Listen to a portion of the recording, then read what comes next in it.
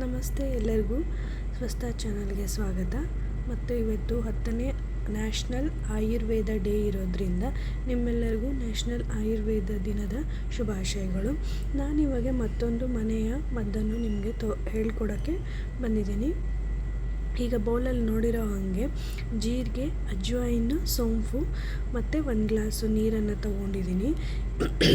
ಈ ಜೀರಿಗೆ, ಅಜ್ವಾಯಿನ್, ಸೋಂಪು ಒಂದೊಂದು ಟೀ ಸ್ಪೂನ್ ತೊಗೊಂಡು ಓವರ್ ನೈಟ್ ಸೋಕ್ ಮಾಡಿ 1 ಗ್ಲಾಸ್ ನೀರು 200 to 250 ml ವಾಟರ್ನ ತಗೊಂಡು ಒಂದು ಪಾತ್ರೆ ಒಳಗಡೆ ಮೀಡಿಯಮ್ ಫ್ಲೇಮಲ್ಲಿ ಬಾಯ್ಲ್ ಮಾಡಬೇಕು. ಬಾಯ್ಲ್ ಮಾಡಿ ಬಂದಿರೋ ಎಕ್ಸ್ಟ್ರಾಕ್ಷನನ್ನು ಸೋಸಿಬಿಟ್ಟು ಈ ಒಂದು ಗ್ಲಾಸಲ್ಲಿ ತೆಗೆದಿಟ್ಕೊಂಡಿದ್ದೀನಿ.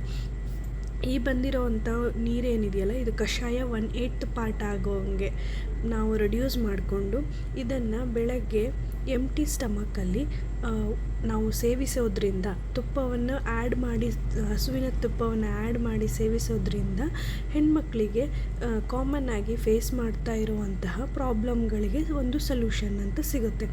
ಏನೇನು ಆ ಥರ ಸೊಲ್ಯೂಷನ್ಸ್ಗಳು ಅಂತಂದರೆ, ಒಂದು ಇರ್ರೆಗ್ಯುಲರ್ ಪೀರಿಯಡ್ ಇರೋದ್ರಿಂದ, ಇನ್ನೊಂದು ಪೀರಿಯಡ್ಸ್ ಬಂದಾಗ ಸಿಕ್ಕಾಪಟ್ಟೆ ಹೊಟ್ಟೆ ಪೇನ್ ಬರೋದ್ರಿಂದ, ಇನ್ನೊಂದು ಬಾಣಂತಿಯವರಿಗೆ ಮಗುವಿಗೆ ಹಾಲಿನ ಪ್ರಮಾಣ ಉತ್ಪತ್ತಿ ಕರೆಕ್ಟಾಗಿ ಆಗ್ತಾ ಇರೋದಿಲ್ಲ, ಆಮೇಲೆ ಕ್ವಾಲಿಟಿ ಆಫ್ ಮಿಲ್ಕ್ ಇರೋದಿಲ್ಲ, ಆಮೇಲೆ ಸಫಿಷಿಯೆಂಟ್ ಅಂತ ಅನಿಸೋದಿಲ್ಲ, ಆಮೇಲೆ ಬಾಣಂತಿಗೆ ಅವಳ ಬಾಡಿಯಲ್ಲಿ ಒಂದು ಕೈಂಡ್ ಆಫ್ ಶೋಥವನ್ನು ಪ್ರೆಸೆಂಟ್ ಇರುತ್ತೆ.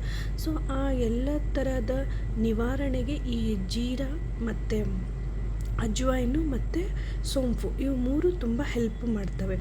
ಜೀರಾವನ್ನು ಬಾಣಂತಿ ಹೆಣ್ಮಗುಗೆ ತುಂಬ ಸ್ಪೆಷಲಾಗಿ ರೆಕಮೆಂಡ್ ಮಾಡಿರೋದು ಇದೆ.